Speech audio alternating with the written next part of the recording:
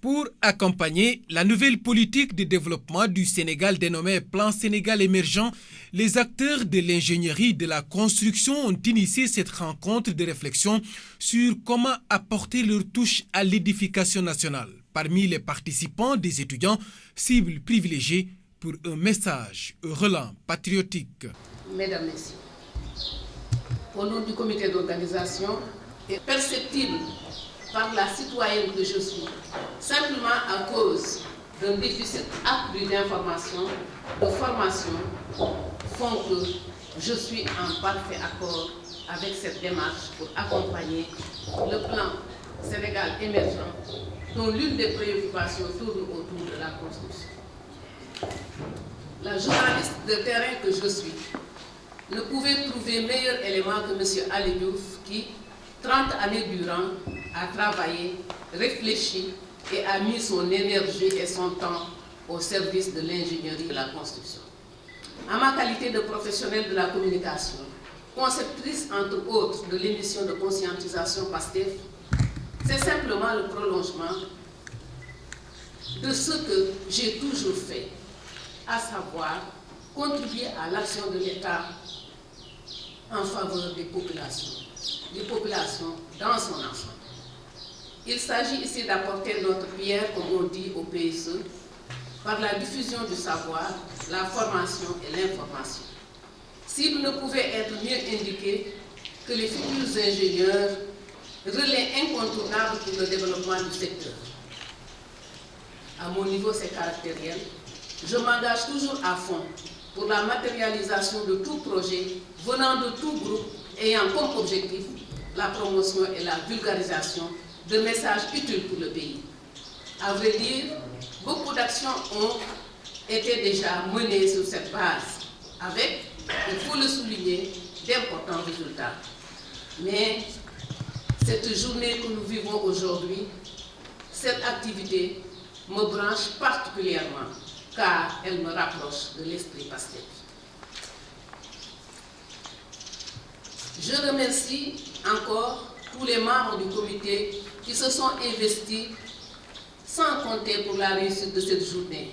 Il s'agit de M. Omar Seck, journaliste ambassadeur, directeur du bureau de coordination du comité permanent pour l'information et les affaires culturelles de l'Organisation de coordination islamique, COMIAC, M. Galaïnian, ingénieur, directeur du bureau d'études MIC, M. Chérif Ndiaye, directeur du cabinet Sign-Up, M. Moumadou Aït, directeur de l'ESP, M. Bamba Diaw, directeur de l'EPT, M. Abdou Nguet, directeur de la construction, qui nous a beaucoup appuyés.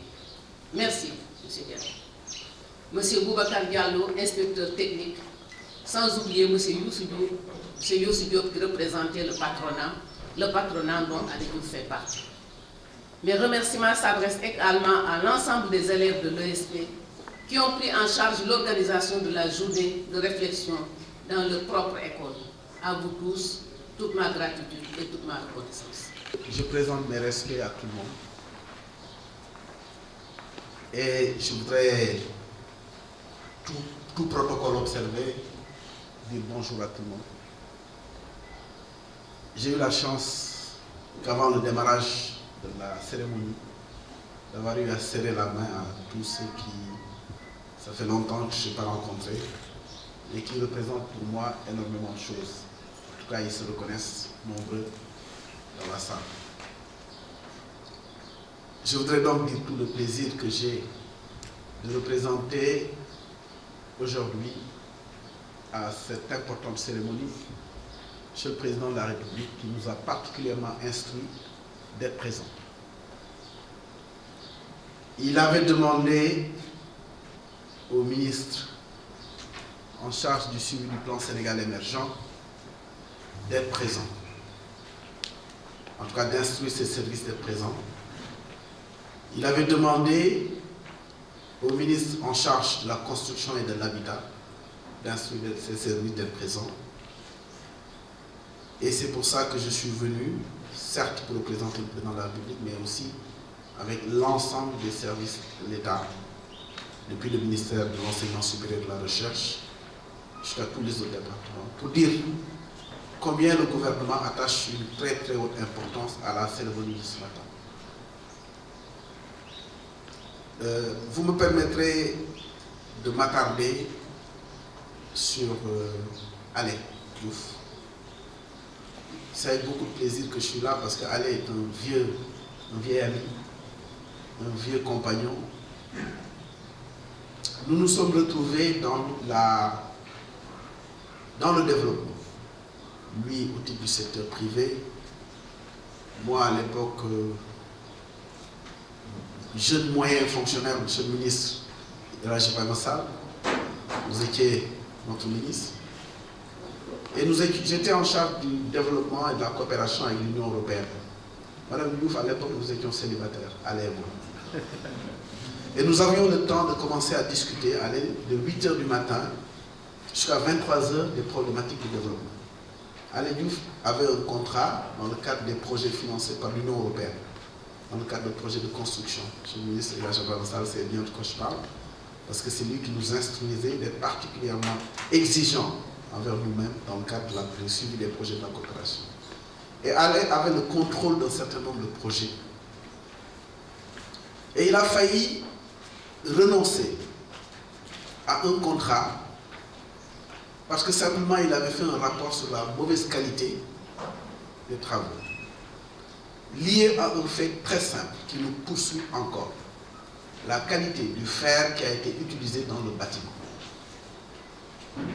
Il a refusé de certifier la qualité des travaux parce que la qualité du fer qui a été utilisé n'était pas bonne, au risque de perdre le contrat.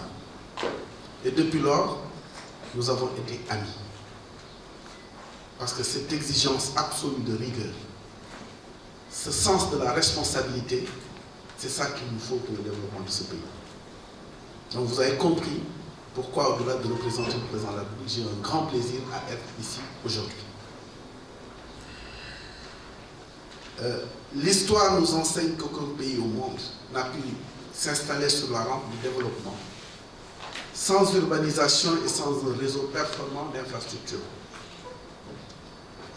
Madame la présidente du comité d'organisation, vous l'avez rappelé, le plan Sénégal émergent, qui est une vision stratégique du développement du Sénégal, place les infrastructures et les villes, c'est-à-dire l'habitat en général, au cœur de notre développement. Pour le thème de ce jour, le rôle et la place de l'ingénierie, de la construction dans le plan Sénégal émergent, il y a certainement beaucoup à dire. Et je voudrais donc me réjouir et féliciter ceux qui ont initié un tel événement, qui, au-delà de regrouper des professionnels, se tient dans cette enceinte qu'est l'école supérieure polytechnique. Parce qu'il permet aux jeunes étudiants, aux futurs ingénieurs, aux futurs constructeurs, de participer à la réflexion et de pouvoir se positionner pour voir où est-ce que nous entendons mettre le Sénégal.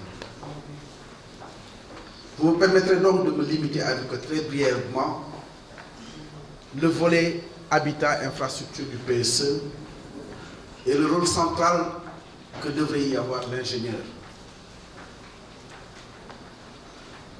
À travers l'exemple que j'ai donné tout à l'heure, on le sait, les villes sénégalaises subissent les conséquences d'une urbanisation rapide, non maîtrisée, avec comme corollaire la dégradation du cadre de vie des citoyens, marqué notamment par les inondations, la pollution, la prolifération des déchets solides et liquides. À cela s'ajoutent des problèmes liés à la mobilité, à l'insécurité des bâtiments, je l'ai évoqué tantôt, au déficit énergétique, à l'accès à l'eau. Cette situation de mal développement nécessite une réponse stratégique à la hauteur des aspirations légitimes des citoyens à de meilleures conditions de vie et à une participation plus efficiente au développement de l'économie nationale. C'est pour ça que le plan Sénégal émergent s'est inscrit autour de 27 projets phares dont bon nombre portent sur l'habitat et les infrastructures. Monsieur le modérateur l'a dit tout à l'heure, quand le bâtiment va, tout va. Il n'y a qu'à regarder un indicateur extrêmement simple. Aujourd'hui, en l'état actuel du développement économique de notre pays, quels sont les secteurs qui portent la croissance? Nous avons l'économie des services, les télécommunications, et le deuxième secteur qui porte la croissance économique, c'est le BTP. Aujourd'hui, si le secteur du bâtiment ne s'était pas comporté, malgré les contraintes qu'il faut, comme il se comporte, notre croissance économique aurait connu encore un reflux. Dans notre entendement, le secteur du bâtiment et de la construction, c'est les aménagements hydro-agricoles et les silos. Je pense qu'il est important qu'on ouvre le spectre. C'est les infrastructures commerciales et centres de formation artisanaux. C'est des unités d'exploitation minière. C'est des unités industrielles. C'est des universités. C'est l'habitat et la construction. C'est aussi la cité des affaires. Et c'est ce que M. le Président de la République a compris. Son Excellence M. Macky Sall, en retenant autour de deux concepts phares, ce qu'on appelle les projets phares, l'ensemble de ce qui va tourner autour du bâtiment, à travers le développement accéléré de l'habitat, et l'autre projet phare, mise en place d'un écosystème de la construction. Ceci pour souligner que les projets du PSE portant sur l'habitat et les infrastructures, en plus des avantages sociaux qu'ils procurent aux populations, contribueront à la relance économique du pays du fait des effets directs sur les différents acteurs du BTP, à savoir sur les producteurs de matériaux, les entreprises de construction, les bureaux d'études et cabinets d'architecture, les vendeurs d'équipements mobiliers, etc. Pour l'habitat et les infrastructures, donc, comme je disais, le PSA a identifié 27 projets phares qui font tous appel à des ressources humaines de qualité, ou en d'autres termes à des hommes et à des femmes bien formés. Et là, je m'adresse aux auditeurs ici présents dans cette salle. Le diagnostic que nous avons conduit dans le cadre des besoins en compétences du plan Sénégal émergent nous ont permis d'aboutir à un besoin de ressources humaines de 454 000 compétences, dans lesquelles les métiers de l'ingénierie et métiers connexes occupent au moins 30%. Nous ne pouvons pas bâtir l'émergence si nous ne formons pas une masse critique de compétences dans les métiers de l'ingénierie de façon optimale. Et je pense que l'histoire des pays qui ont réussi ce que nous cherchons à faire nous l'a suffisamment enseigné. Il nous faut donc, sur le directeur des études de l'ESP, mettre davantage l'accent sur la formation des compétences techniques, notamment dans le domaine de l'ingénierie. Je disais donc que ces projets constituent à tout point de vue le moteur du développement économique et de la compétitivité du pays, puisque porteurs d'un fort potentiel de création d'emplois directs et indirects dans les services et activités autour des zones de construction et des unités de production de matériaux. Vous conviendrez donc avec moi qu'il ne peut pas y avoir émergence d'une filière structurée de la construction sans les professionnels. De la conception à l'exécution en passant par la planification. Il est évident que les services et conseils de l'ingénieur sont requis à chaque étape de cette chaîne de valeur. Nous devons arrêter de regarder la construction comme étant un secteur. Nous devons inculquer l'approche chaîne de valeur, qui est aujourd'hui un concept universel dans l'ensemble du développement des secteurs, au secteur de la construction. Et ça, c'est un appel extrêmement fort. Il faut que l'approche, la dynamique des chaînes de valeur soit de plus en plus intégrée dans le secteur de la construction.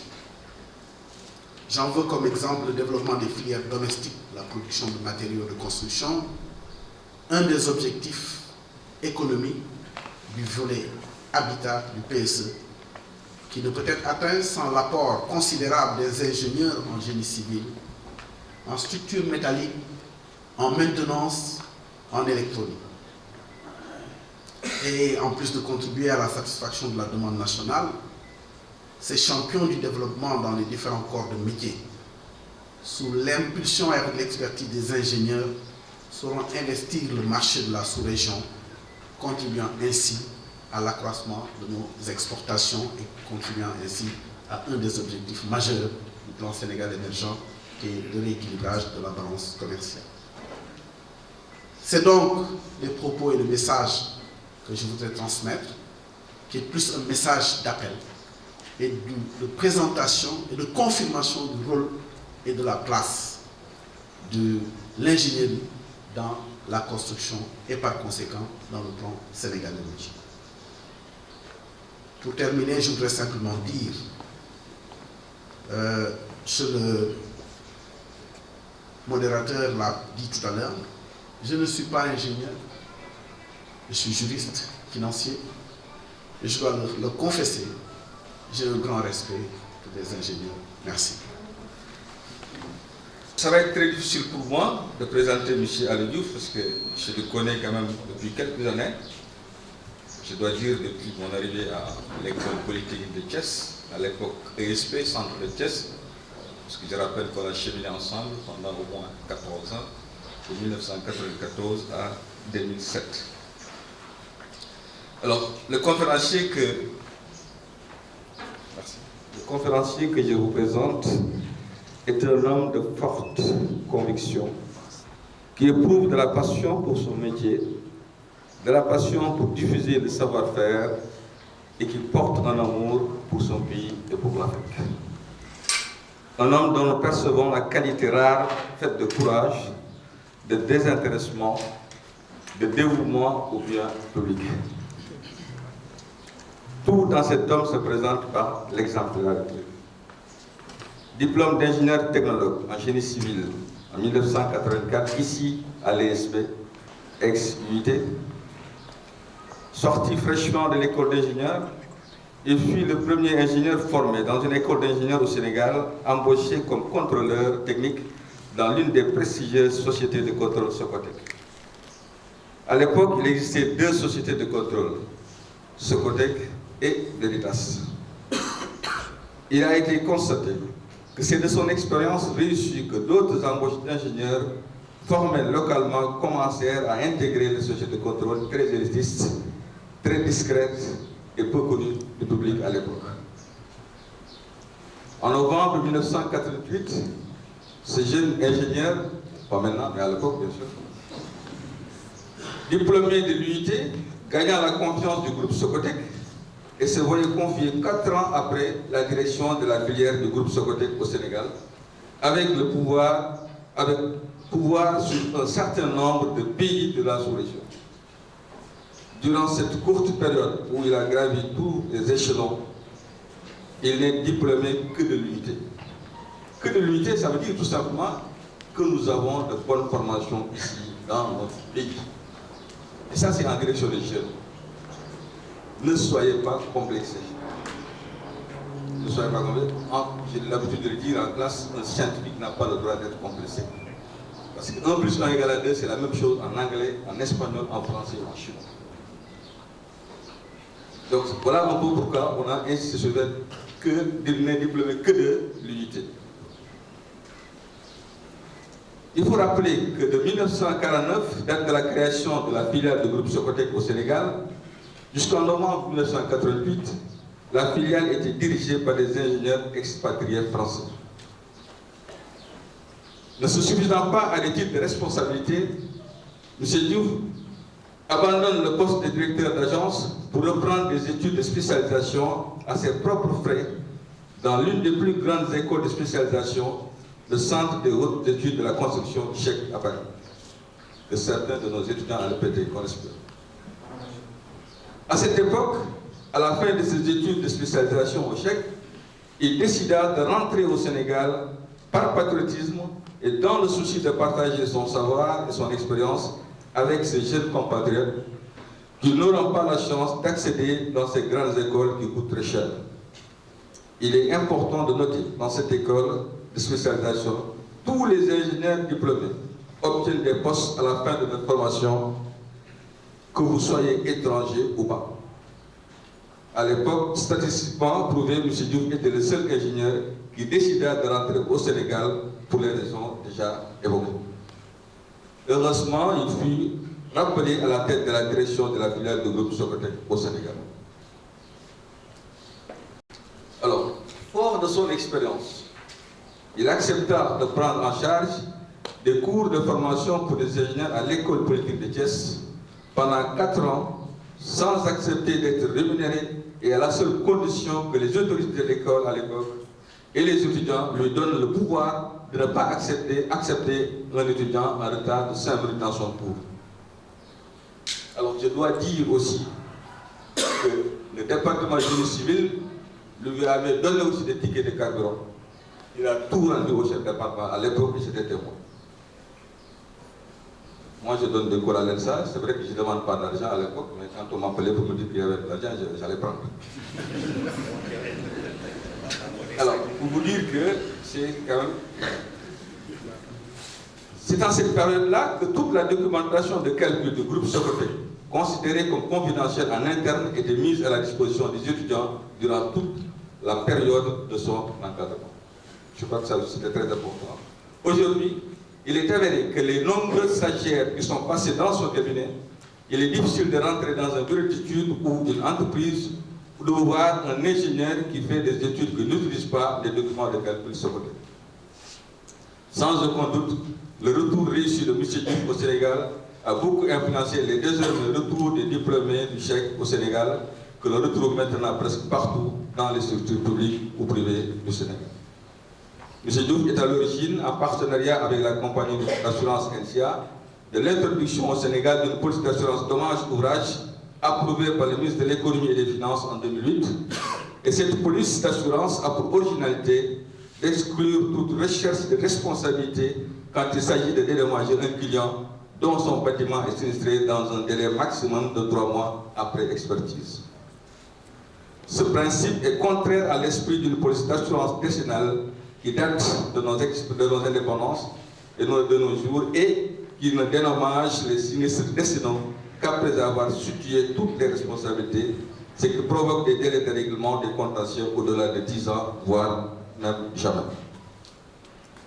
Dans ce souci de contribuer à une meilleure organisation du secteur et améliorer la prévention pour tout acteur et utilisateur, M. Diouf a pris l'initiative de mener de grandes campagnes de communication et de conférences de 1994 jusqu'en 2004.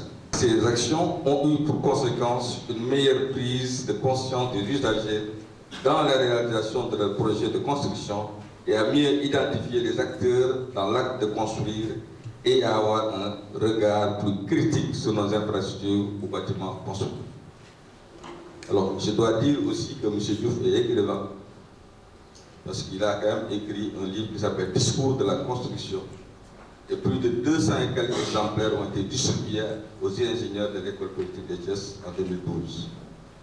M. Diouf était venu aussi animer une conférence sur la construction à l'école politique de Thiès lors des journées scientifiques, sportives et culturelles de l'école politique en 2012. Pour dire que c'est un partenaire de l'école polytechnique, il reçoit des stagiaires de l'école politique de Thiès et même des agents sortis de l'école politique de Thiès. Ça veut dire tout simplement qu'il appartient aussi à l'école politique de Thiès. Il est sorti de l'UIT, mais il appartient aussi à l'école politique de Thiès. Alors nous nous sommes vus dès le départ dans cette organisation. Nous avons participé au comité d'organisation. Et évidemment, la première chose que je voulais, c'est d'héberger cette conférence à Thiès. Parce que nous sommes à Dakar, mais il y a beaucoup de Thiessois aussi dans la salle. Je ne vais pas citer le directeur du BOS, je ne vais pas citer M. Alain, je ne vais pas citer M. Omar Sek dans la salle, et ainsi de suite. Et en plus, nous sommes dans la formation. Moi, on se dit, pour aller acquérir la connaissance, conscientiser les futurs décideurs qui sont là, qui sont les jeunes de l'EPT, nous sommes prêts à accompagner, aller chercher l'information, la bonne information, les connaissances là, elles se trouvent. C'est ce qui explique notre présence aujourd'hui et notre participation dans cette conférence. Alors pour terminer, je dirais que M. Diouf s'est montré toujours disponible en tant qu'expert chaque fois que les autorités de tutelle font appel à lui pour son expertise aussi bien au Sénégal qu'à l'étranger, même s'il doit prendre en charge. Voilà l'homme vous a présenté aujourd'hui.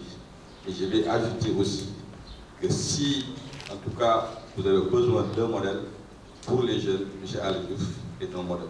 Je suis très ému de m'adresser à vous. Je vais essayer de tenir. Je remercie beaucoup le président de la République d'avoir bien voulu se faire représenter par M. Ibrahim Ouad. Je le remercie aussi une deuxième fois d'avoir envoyé un ami personnel. Mon choix ne pouvait pas être plus juste en tant qu'ami et aussi en tant que directeur général chargé du suivi du plan Sénégal émergent. Je remercie aussi tous les anciens ministres qui sont présents, qui sont des amis. Je remercie tous les invités qui sont présents. Et je remercie très particulièrement les étudiants, surtout ceux qui viennent de Thiès, qui ont dû se lever à 6 h du matin pour être présents. Vous avez bien fait. Et je pense que vous n'allez pas le regretter. Seulement, il faut savoir que ce n'est pas tous les étudiants qui sont là.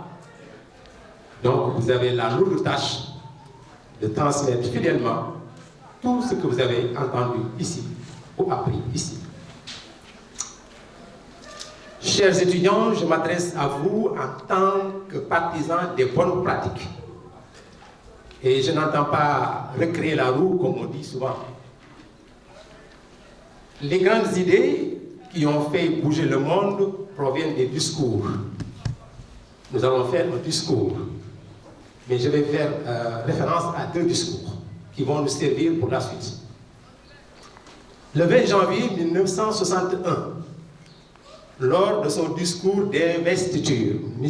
John Fitzgerald Kennedy s'adressait à ses compatriotes américains en ces termes que je vous demande de retenir par cœur et de le mettre au fond de votre cœur, parce que moi, je l'ai eu dans mon cœur avant de l'avoir entendu ou appris. Ne demandez pas ce que votre pays peut faire pour vous, mais bien ce que vous pouvez faire pour votre pays.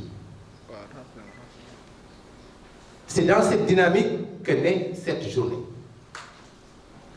Le 18 janvier 1992, M. Deng Xiaoping, le numéro 1 de la République populaire de Chine à l'époque, il était âgé de 88 ans. 88 ans. Il n'était plus jeune. Il n'avait plus rien à prouver. Ce n'était pas pour lui qu'il parlait. Donc. Et il le disait, il incitait les Chinois à s'enrichir. Cela s'est passé lors d'une tournée d'inspection dans la région de Shenzhen, près de Hong Kong. Enrichissez-vous, disait-il. Enrichissez-vous, disait-il. C'était en 1992. Mais pour s'enrichir, il faut beaucoup travailler. Le 30 novembre 2013, hier, le président de la République, Macky Sall, affiché par le lancement du plan Sénégal émergent, son ambition de poser les jalons d'une croissance durable et inclusive en vue d'en finir avec la pauvreté. Mais en 1963, rappelez-vous, on a parlé de 61, de Kennedy. En 1963, Kennedy est mort. Il ne verra pas Neil Armstrong et Buzz Aldrin se poser sur la Lune. Mais presque 10 ans après, 10 ans, une décennie juste, après la déclaration de Deng Xiaoping, la Chine rejoindra les rangs de l'Organisation mondiale du commerce, OMC, consolidant ainsi son intégration au marché mondial et devenant l'usine du monde. Le discours de ces 2 éminents leaders, vous avez bien vu, a traversé des générations.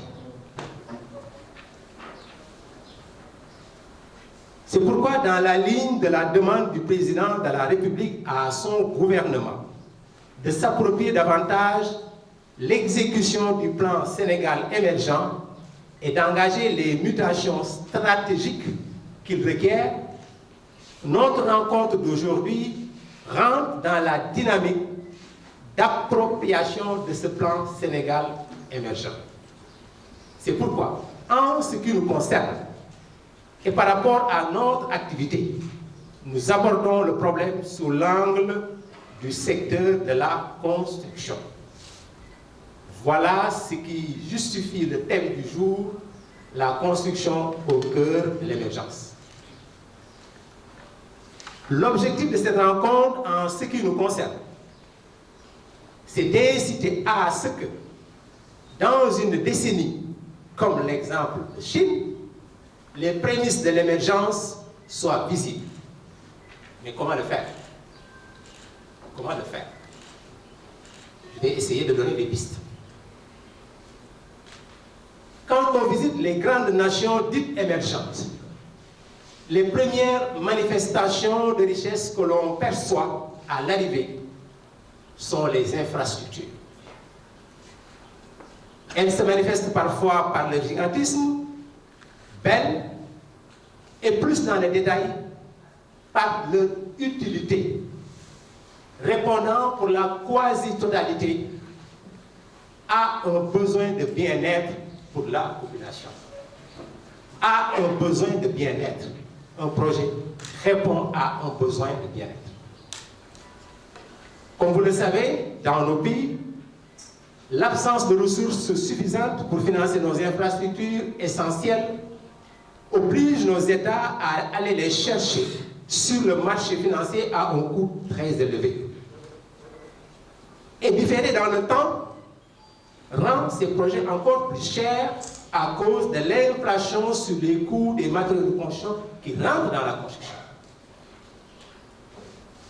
Et comme notre première richesse au Sénégal, ça c'est connu depuis les indépendances, est constituée par la qualité de nos ressources humaines. Nous n'avons pas de pétrole. C'est pourquoi je dis nous sommes tous interpellés, car l'émergence se construit avec des cerveaux. Et le meilleur investissement pour nos pays est le capital humain. Et vous en êtes témoin. Donc les projets sur lesquels nous sommes attendus, nous du secteur de la construction, peuvent être de deux ordres.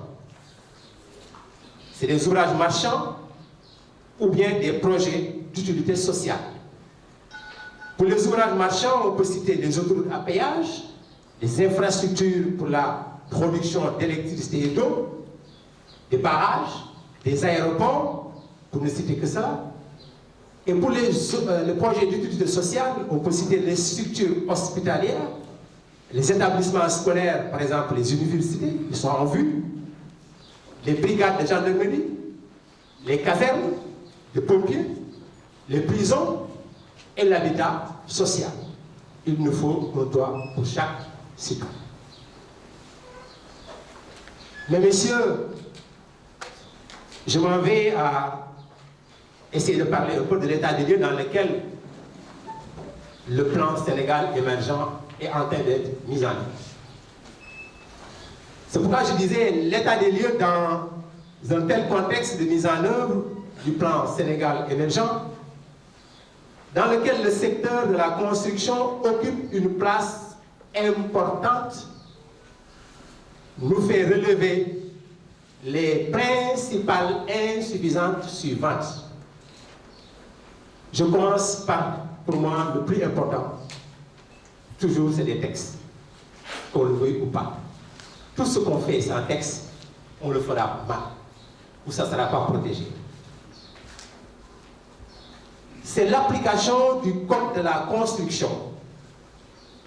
Cette application ne souffre pas d'absence de décret, mais souffre d'arrêté d'application par défaut de réactivité des acteurs. Des acteurs, c'est-à-dire nous-mêmes. Donc vous, quand vous serez l'année prochaine en place, renseignez-vous pour savoir est-ce que ce n'est pas cet acteur-là que vous êtes. Et vous dites, je suis intéressé, je vais chercher pourquoi nous n'avons pas donné suite. Parce que le décret existe.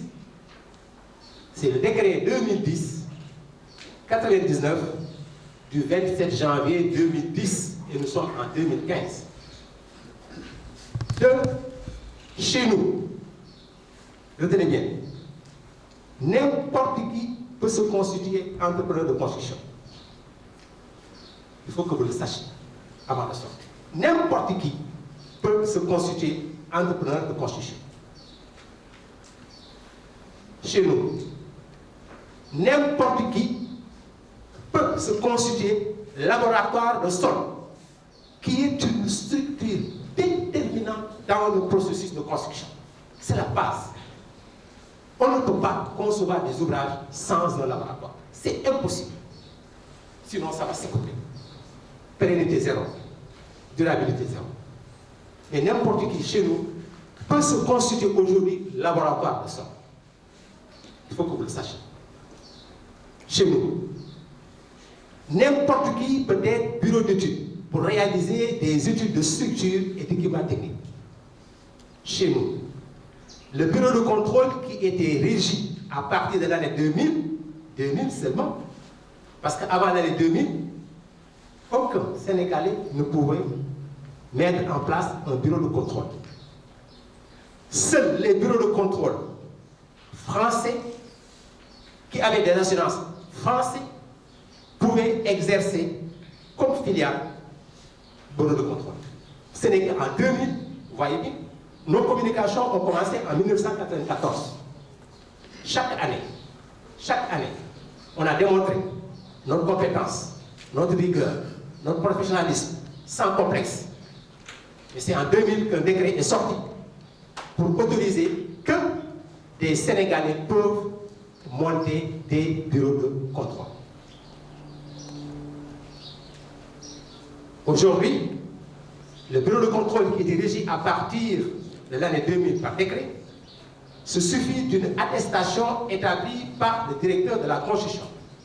C'est une phase provisoire en attente d'application du nouveau code de la construction. Donc vous voyez, le défaut d'application, qu'est-ce que ça crée comme problème? Et pour l'appliquer, il faut que ça soit au point. Mais ce qui est plus grave, les nouvelles créations, comme toute autre entreprise, compétissent au même niveau que les premiers constitués depuis des dizaines d'années. Et puis, notez que la masse d'experts techniques dans l'administration est vieillissante et la relève pose problème du fait de l'absence d'embauche. Retenez qu'il est constaté un grand manque d'intérêt des meilleurs ingénieurs pour l'administration. Ça pose problème. Retenez que plusieurs ministères, aujourd'hui, plusieurs ministères se chargent de construire leurs propres projets. Je donne l'exemple au Japon. C'est un seul ministère qui s'occupe de tout, du ciel, de la terre, de la mer, tout. Un seul ministère, l'Inde. Donc, vous voyez la performance, à quel niveau ça se situe. Mais nous avons été interpellés. L'inspecteur technique du ministère du Renouveau urbain, de l'Habitat et du cadre de vie nous interpelle sur la problématique de la masse d'experts vieillissante dans tous les domaines techniques pour l'administration. Il nous pose la question suivante: comment est-ce que cette journée peut apporter un appui à travers des stages, des propositions pour pousser les ingénieurs à intégrer l'administration? En France, il existe une école chargée de former des ingénieurs pour l'administration française, ETP. Les appels d'offres ouverts à l'extérieur établissent des critères d'exclusion pour la majeure partie des entreprises ou cabinets locaux. cela peut porter sur des chiffres d'affaires extrêmement élevés ou des ouvrages spécifiquement définis que l'on ne réalise pas tous les jours dans notre pays, ou encore des exigences d'expérience allant de 10 à 15 ans. Vous comprenez bien, ce qui ne donne aucune chance aux jeunes ingénieurs ou à nos PME pour compétir valablement. Le promoteur ou la société adjudicataire de ces marchés, retenez bien, utilise quasiment le personnel local, souvent réduit au rôle de consultant individuel ou débauché des PME en phase de construction et d'apprentissage, ou même de grandes entreprises suffisamment compétentes pour faire le même travail, mais non éligibles du fait des critères de sélection annoncés ici.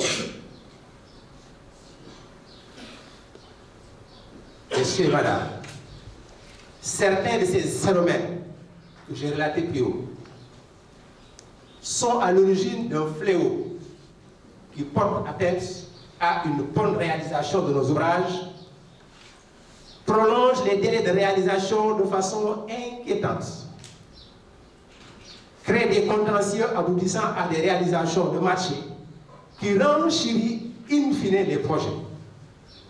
Ce fléau n'est rien d'autre que le moins 10 ans. Je m'adresse à vous, futurs ingénieurs. Vous êtes parmi les acteurs qui ont la lourde tâche de renverser la tendance alarmante avec l'implication de l'expertise nationale. Chacun de vous sera soit un haut cadre d'administration, gestionnaire de projet, un haut cadre de l'administration aussi compétente que vous êtes un gestionnaire de projet. Vous n'êtes pas un bureau d'études, vous n'êtes pas un bureau de contrôle, vous n'êtes pas un banquier, vous êtes gestionnaire de projet.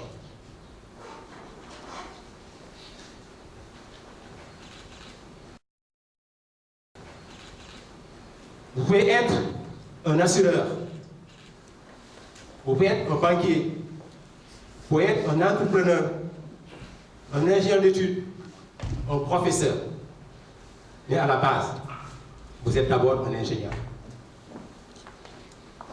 Dans un projet de construction, nous retrouvons tous ces acteurs. Et M. Watt l'a dit tout de suite, dans son approche. C'est pas seulement de la construction pure et dure. Donc, le premier acte que nous avons à poser, et de façon solidaire, et en partenariat avec le patronat sénégalais, c'est l'exercice de la préférence nationale dans l'attribution des projets, du choix de promoteurs, etc. Cela se légitimera par l'organisation du secteur, car la meilleure façon de favoriser l'impact du bâtiment et des travaux publics dans la formation du produit intérieur brut, c'est l'organisation du secteur. M. Watt vous l'a répété avant. C'est l'organisation. C'est l'organisation. Et je vais vous montrer encore comment. Quand le bâtiment va, tout va. Il est devenu un adage. Mais moi, je l'ai toujours contesté. Je l'ai toujours contesté. Pourquoi je le conteste? Je le conteste dans l'absence d'organisation du secteur. Car nous devons être plus que des consommateurs, mais de véritables acteurs. Messieurs les ingénieurs, personne n'est mieux outillé que vous pour y contribuer. Personne. Mais c'est là où j'en appelle à la responsabilité des autorités, avec l'appui des ingénieurs d'aide à la décision que vous êtes ou que vous serez pour contribuer à la formalisation de lois et règlements organisant la profession en définissant des critères bien précis dans l'exercice de la profession d'entrepreneur ou d'autres acteurs par la mise à disposition d'un minimum de techniciens dans n'importe quelle structure. Aujourd'hui, il y a des entreprises formées que par des ouvriers et qui ont des marchés de plusieurs milliards. Donc, c'est la conséquence d'absence de lois et règlements. Donc, l'ingénieur, ce n'est pas seulement des calculs. Il faut que vous pensiez que vous devez être à l'origine des lois et règlements. L'ingénieur, ce n'est pas que des calculs. Et je vous dis par expérience, vous vous rendez compte que le calcul occupera peu de place dans votre vie active. Je rappelle des faits pour vous montrer des fois comment vous pouvez être au milieu d'un système que vous avez la responsabilité d'agir. Je parle d'un fait daté.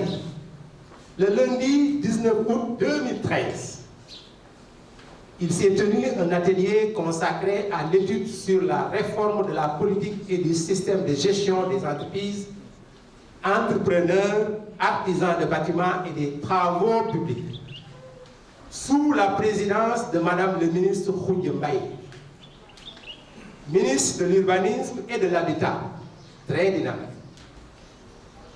L'étude avait été faite par le cabinet ACI Afrique et financée par l'ARMP, en vue de la qualification des entreprises. Le 19 août 2013. Madame le ministre, en ouvrant les travaux, rappelait, je la cite, quelle que soit la qualité du contrôle des travaux et des études du projet, l'entreprise doit être qualifiée. Cela résume toute la portée de l'étude qui faisait l'objet de l'atelier. Par conséquent, la qualification des entreprises est la priorité absolue dans le cadre de l'organisation du secteur de la construction. Cette étude, aussi importante, est en attente de suite. Mais le ministre nous exhortait en ces termes à réfléchir sur quel mécanisme de suivi mettre en place pour éviter que cet atelier ne soit un atelier de plus. C'est là où je voulais en venir quand je relate ce problème. C'est là où je voulais en venir par rapport à la contribution de l'ingénierie de la construction à la mise en œuvre du plan Sénégal émergent. Et j'espère que j'ai été bien sûr. Le temps est trop précieux pour que l'on en perde en ces rencontres qui devraient vous engager à prendre des résolutions personnelles influant la résolution de groupe. C'est vous qui allez constituer ces entreprises, cabinets d'études, compagnies d'assurance, ces gestionnaires de projets d'administration, banques ou cabinets ministériels. S'il y a un vide juridique pour l'exercice de votre activité, rejoignez les organisations patronales ou les organisations professionnelles pour interpeller l'autorité dans l'unité. Toute autre position vous pousse dans le développement de l'informel. Tout le monde au Sénégal entend ce qu'on appelle informel. Ça se trouve dans tous les secteurs.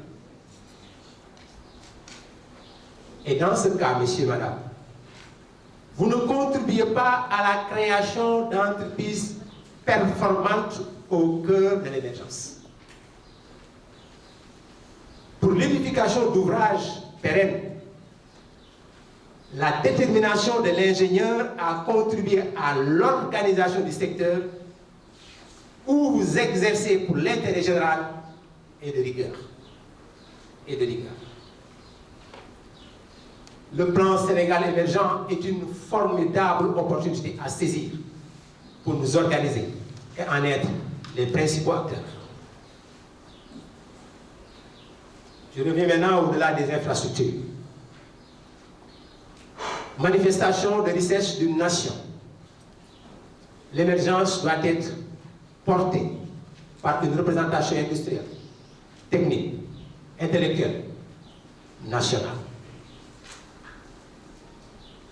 L'émergence doit être soutenue et préservée par l'autorité publique en veillant à ce que les acteurs nationaux jouent un rôle prépondérant dans le développement économique du pays.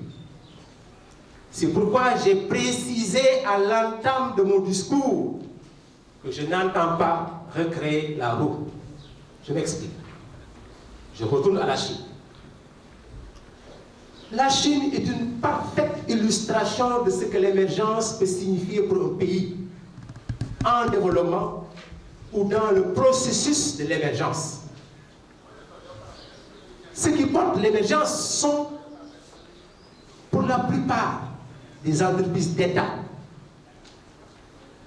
certaines d'activités locales, provinciales ou municipales, et d'autres sont privées. Ils s'identifient par des autodidactes ou des ingénieurs issus des meilleures universités du pays ou à l'étranger. Mais tous ont en commun d'opérer sous le contrôle direct ou indirect des autorités et donc du Parti communiste chinois. Je demande alors, pour ce qui nous concerne, que l'on accepte nos échecs comme nos succès dans la construction de l'émergence en faisant confiance à l'expertise nationale.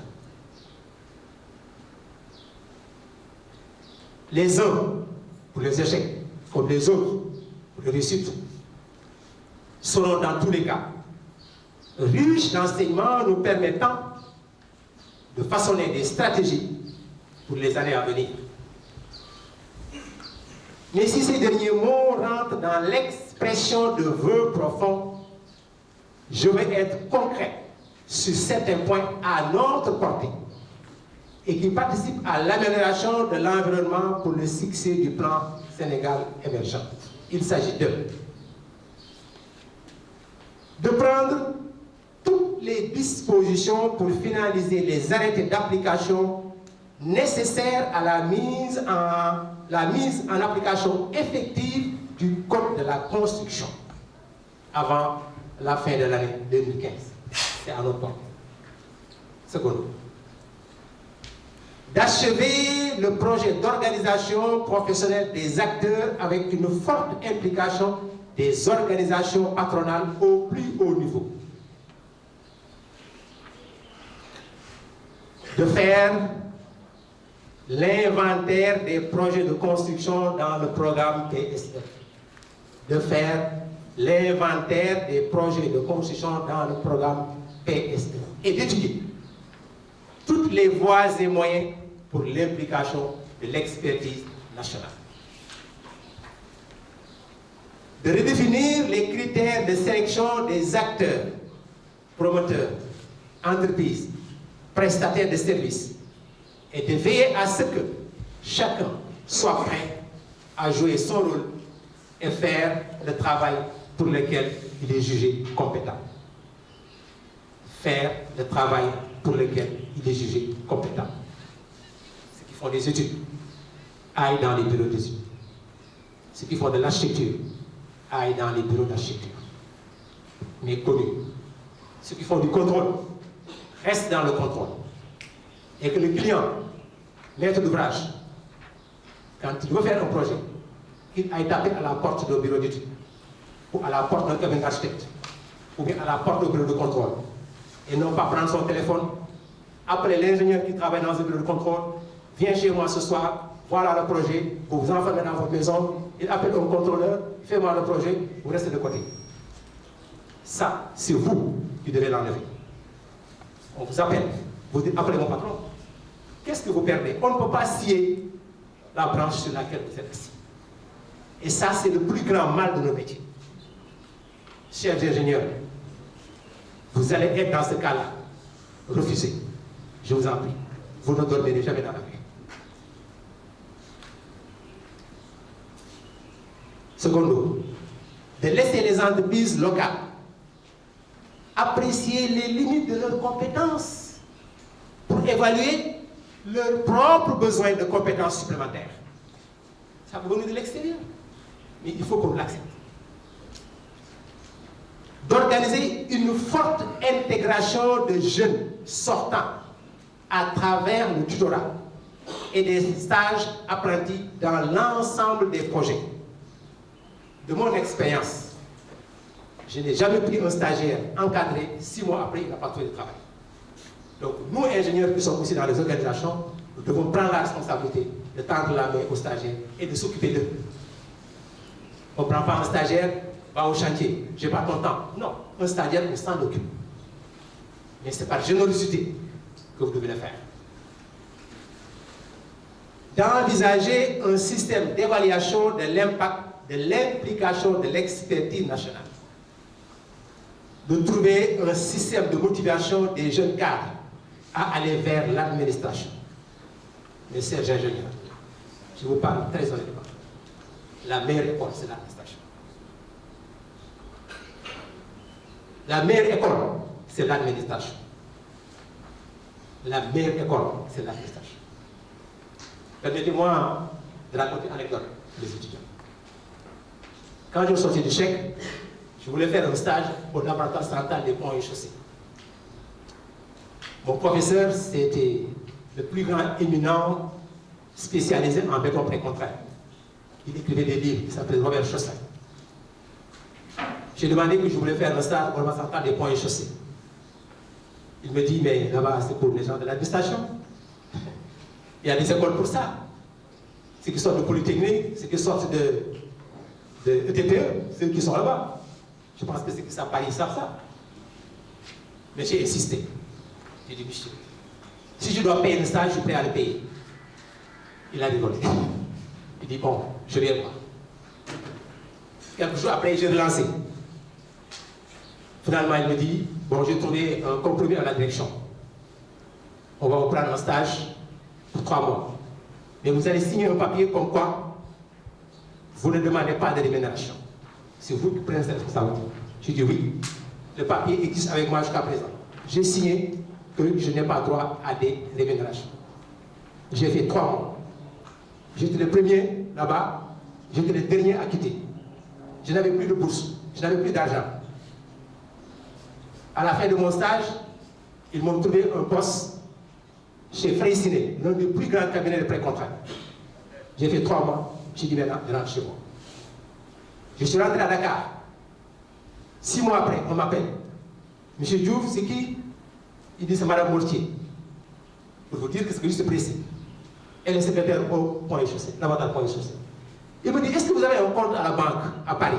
On dit, oui, le compte bancaire où j'ai fait mon prêt pour étudier, et là-bas.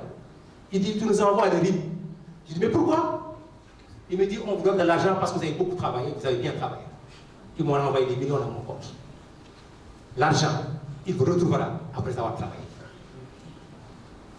Vous devez applaudir, hein?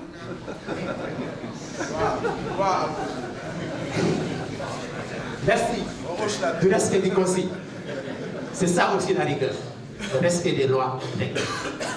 Tout ça, c'est l'éducation. Et je pense que vous avez la chance d'entendre tout ce que vous avez entendu aujourd'hui. Vous êtes des chanceux. Moi, je n'entendais pas ça quand j'étais à votre place. D'organiser les autorités sous forme d'organisation, de contrôle et de suivi des activités de tous les acteurs en termes de qualité de livrable, sans aucune complaisance et sans exclure un partenariat avec des structures privées qui doivent éviter d'être juges et parties. Car malheureusement, tout acteur choisissant de déléguer sans contrôle crée des désastres. Et permettez-moi de rappeler une phrase de Feu Kebabay. dans la lettre qu'il avait écrite à son fils, et que son fils a eu la générosité de nous publier ça dans le journal. Si vous ne l'avez pas lu, si vous ne la connaissez pas, prenez vos mails, je suis le distributeur, je l'ai fait en fichier, imprimé, et je le distribue. Et c'est affiché dans ma salle d'attente. Et il dit à son fils, dis-toi toujours que tout ce que tu n'as pas fait toi-même ou que tu n'as pas contrôlé n'est pas fait ou est mal fait. Je répète.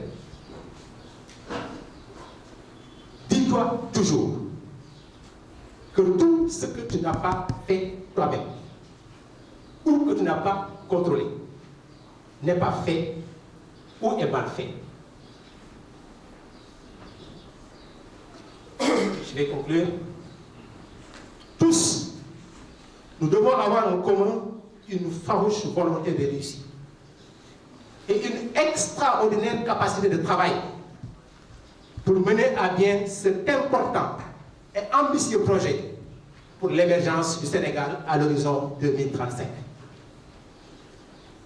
C'est entre vos mains.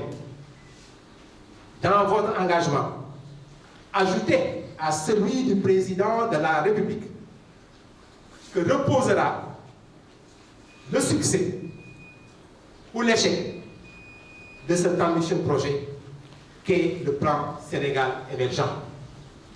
Mais je dis encore, pour le succès, c'est dans le comportement de chacun que le succès se fera. Je vous remercie de votre attention et je remercie de respecter la consigne. À bientôt. Ce témoignage, le témoignage que je vais faire, il ne sera pas long, parce que je tiens compte de l'agenda qui est sur ma charge. Permettez-moi de faire un rappel. Le rappel étant pédagogique, vous le savez, chez nous enseignants. N'est-ce pas Léopold Sédar Senghor qui disait souvent, je le cite, quand on fait l'historique d'un problème, on l'a à moitié résolu. Je ferme la citation. J'ai connu par hasard notre ami Ali Diouf dans les années 80. Exactement en 1983, si mes souvenirs sont exacts. J'étais alors inspecteur départemental de l'enseignement élémentaire de Pikine. Dans une contribution publiée à l'époque dans un quotidien de la place, j'ai dénoncé avec vigueur l'effondrement d'une case des tout-petits à Kédougou. Quelle fut ma surprise quand, le même jour, un jeune homme m'appela au téléphone et exprima le soin de me rencontrer. Évidemment, j'allais dire naturellement, j'ai accédé à son souhait et nous nous sommes retrouvés le lendemain, chez moi. Il avait avec lui le journal où la contribution avait été publiée. Après les présentations d'usage et quelques échanges autour de l'effondrement de la case des tout-petits, il me fait une proposition surprenante.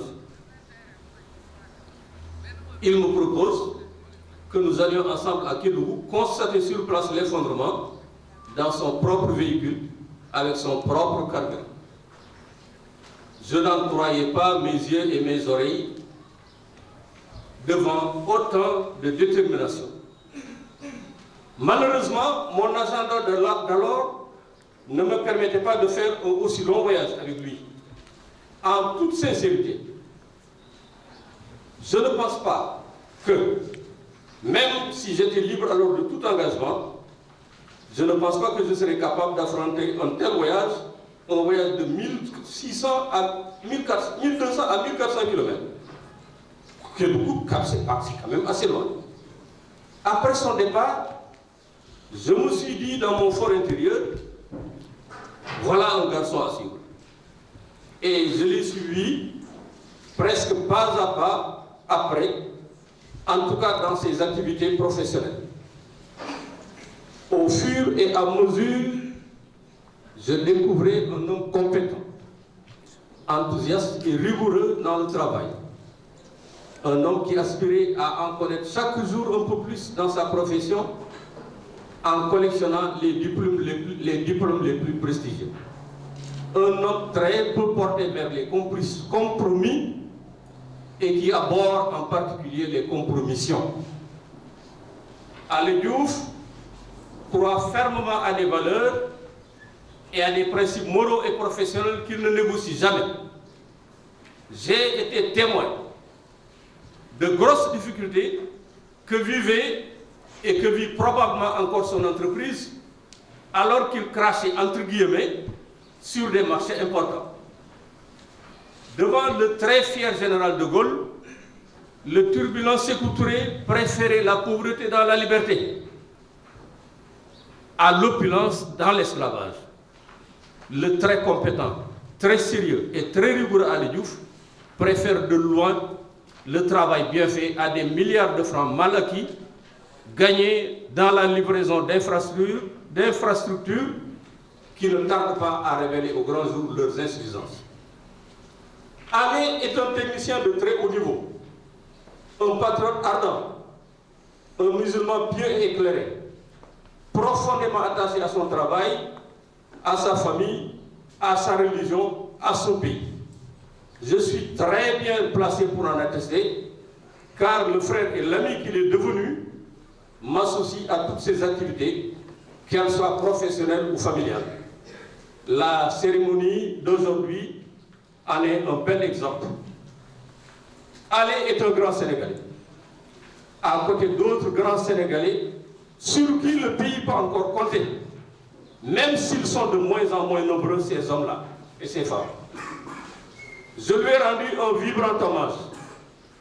Monsieur le rappelait tout à l'heure, dans la conclusion du premier livre que j'ai consacré en février 2004 à la gestion de l'alternance du 19 mars 2000. Dans mon texte, je me suis gardé de citer le titre du livre parce que je ne voulais pas donner une touche politique à la cérémonie de ce matin. Mais lui, il a rappelé le titre. Alors, j'écrivais notamment ceci à la page 213. Je cite: je crois simplement et avec conviction à un certain nombre de valeurs qui doivent être incarnées par les hommes et les femmes qui nous gouvernent ou aspirent à nous gouverner. Je refuse surtout d'admettre que dans ce pays, tout le monde est pourri et ne croit qu'à ses intérêts et à ceux de ses proches.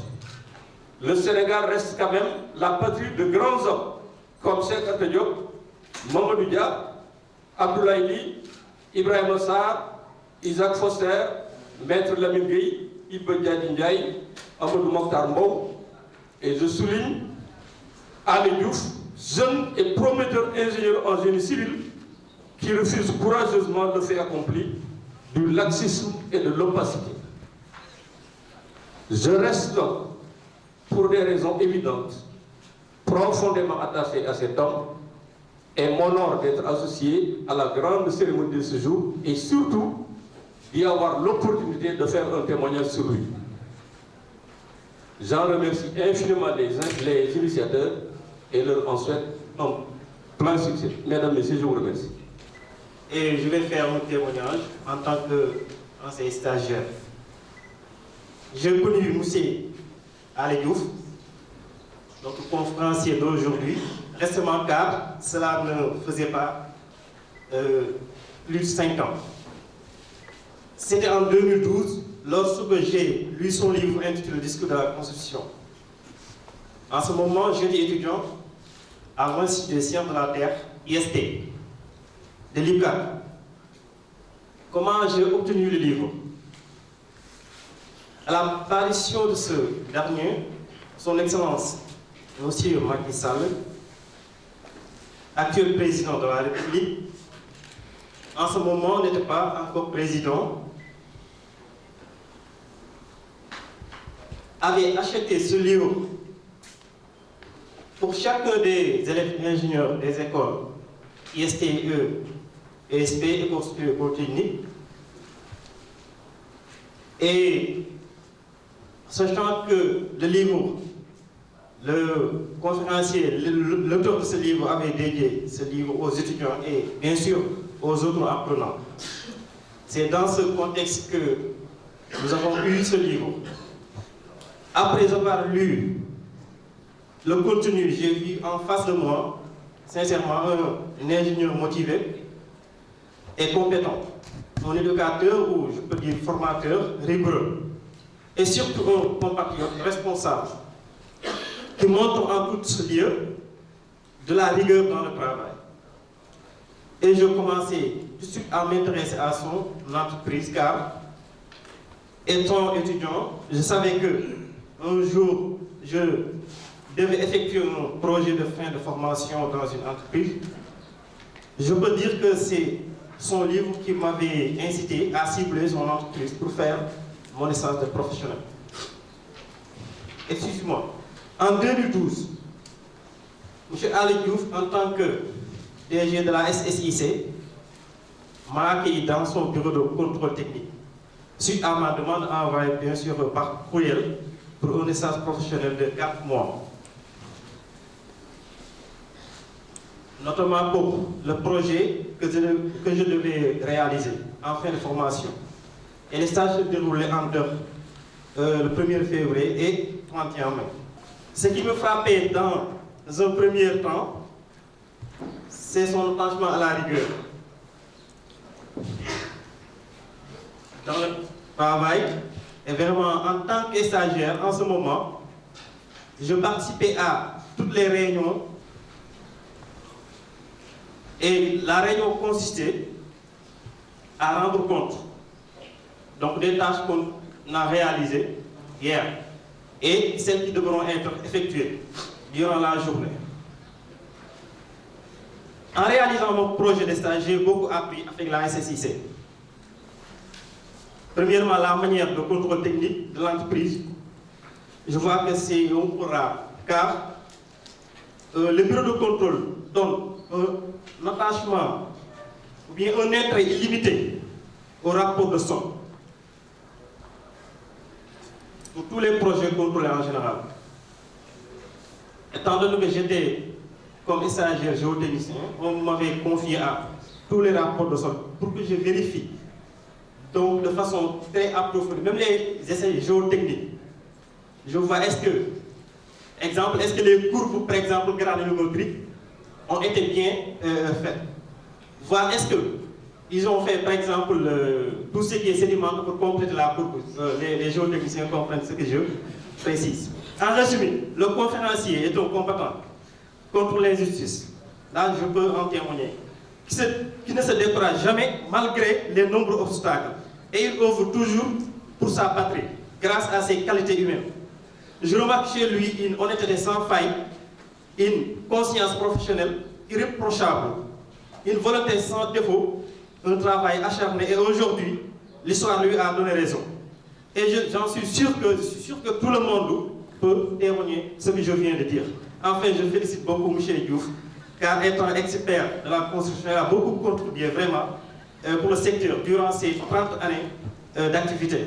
Et je lui souhaite encore longue vie et beaucoup de santé. Je lui demande de continuer toujours le combat. Merci mon ange, vraiment maître des stages. J'ai rencontré cet homme dans le cadre justement d'un projet de magazine qui portait sur le bâtiment ou les constructions d'une manière générale. Et je devais donc réaliser le portrait. C'était aussi une lourde tâche de M. Ali Diouf. Et donc, j'ai eu à rencontrer deux personnes. C'était M. Barry, son ancien prof de mathématiques, que je salue ici, et justement M. Hassan Diagne. M. Diagne comprenez l'émotion simplement parce que à l'instant où je suis en train de revoir l'homme qui était devant moi et qui parlait justement de M. Diouf. Et à l'instant où je vous parle très humblement pour M. Diagne, je porte sa parole d'homme. Ceci étant dit, je vais vous présenter le résumé.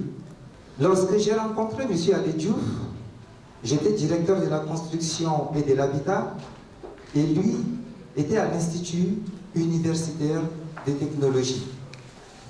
Il devait faire un mémoire et m'avait donc choisi comme encadreur. C'est là que sont parties nos relations, disait M. Diagne. Il a fait de brillantes études et la suite l'a montré par la parfaite maîtrise de la construction. C'est un trait de caractère d'être rigoureux dans ce que l'on fait et c'est aussi important. Il n'y a pas de l'approximation et des tâtonnements. C'est la rigueur scientifique qu'il faut en avoir la maîtrise. C'est donc ce qui caractérisait à l'époque M. Diouf, déjà très jeune. Il a rencontré beaucoup de difficultés. Ces difficultés liées à la manière d'être dans le métier, dans la manière de faire et dans la manière d'établir ses relations avec tous les partenaires de ce secteur. M. Diouf, disait M. Diagne, est très intransigeant sur les principes et ne fait aucune concession quand cela devrait remettre en cause les règles de l'art. Évidemment, cela faisait que, compte tenu du système qui prévalait et qui prévaut jusqu'à présent, les entrepreneurs qui choisissent les bureaux de contrôle ne souhaitaient pas avoir un bureau de contrôle d'une certaine rigueur. Donc Ali Diouf avait du mal à trouver des gros travaux, des gros marchés. L'un des traits de son caractère, poursuit M. Diagne, est qu'il était, malgré ses difficultés, armé d'une résilience, c'est-à-dire l'acceptation de la situation telle qu'elle est, mais fondée sur l'espoir et ensuite la confiance en soi. Et que lorsqu'on est dans la vérité, on doit souffrir des conséquences de cette vérité. Permettez que j'ouvre juste une parenthèse. Ces phrases sont très importantes pour nous jeunes, et je me dis pour vous qui êtes dans le domaine de la construction. Je poursuis, et c'est en cela qu'il s'est distingué parmi les ingénieurs sénégalais qui sont les plus intransigeants sur le respect des règles de l'art, autant pour moi, en matière de construction et des bâtiments. Il a même produit un livre, qu'on vient de le rappeler, en ce sens, qui s'intitule « Discours de la construction », qui rappelle un peu le discours de la méthode de Descartes et qui s'inspirait des mêmes principes. En tout, il faut une méthode. Donc, la méthode de Ali Diouf peut être appelée une méthode cartésienne. Et je pense que malgré toutes les difficultés, Ali Diouf a pu quand même se faire une place au niveau des grands bureaux de contrôle au Sénégal et il a su assumer ses responsabilités totalement, pétries simplement des valeurs, des rigueurs et des fidélités aux règles de l'art, disait M. Hassan Diagne. Il poursuit. Il est fidèle en amitié. C'est ça qui fait qu'il a entretenu et nourri cette relation que nous avions eue en tant qu'étudiant et encadreur. C'est à son initiative et en son honneur. Ali Diouf est un homme décidé à réussir. Je porte toujours la parole de M. Diagne qui dit « Professionnellement et intellectuel, c'est quelque chose qui l'habite et jusqu'à présent, il est à la quête du savoir. Il cherche toujours à se perfectionner et à aller de l'avant. C'est cela que j'ai constaté de lui dès le jeune âge. Tout le monde, tous les Sénégalais le reconnaissent comme un homme rigoureux. C'est ça qui fait son point saillant, ce point qui le met au-dessus de tout, de beaucoup d'autres. C'est son affection et son amour pour la vérité scientifique. Ce n'est pas évident dans ce pays. Ce n'est pas évident de sacrifier d'autres intérêts pour la préservation de la vérité. Beaucoup auraient sacrifié, disait M. Diagne, la vérité scientifique au profit d'autres intérêts. Lui, Ali Diouf donc, a souvent sacrifié ses intérêts à la conservation de la vérité scientifique. Et ça, également, c'est une qualité que les Sénégalais lui reconnaissent. il est prêt à perdre plutôt que de négocier au détriment de la vérité scientifique, au détriment de la qualité. Il est attaché à la qualité et donc à la vérité. Ce n'est pas évident. Le conflit qui arrive entre la vérité et l'intérêt est un conflit permanent. Et quand M. Ali Diouf est en face d'un tel conflit, il tranche en faveur de la vérité au profit de ses intérêts. Il est courtois, mais sa courtoisie ne l'amène pas à sacrifier la vérité et la qualité lorsque ces principes sont en jeu.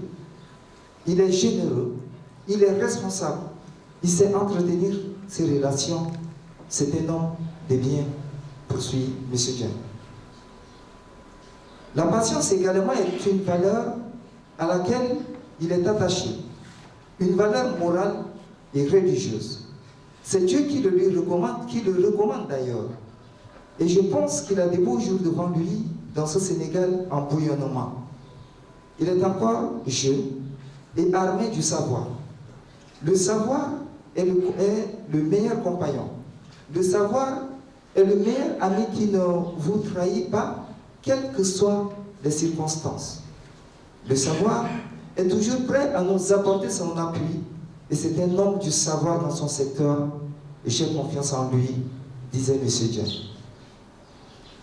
Mais bien sûr, mesdames et messieurs, à la fin de l'entretien que m'avait accordé M. Hassan Diagne, je lui avais posé la question de savoir s'il avait un message à l'endroit de la jeunesse sénégalaise, un message en rapport avec M. Ali Diouf.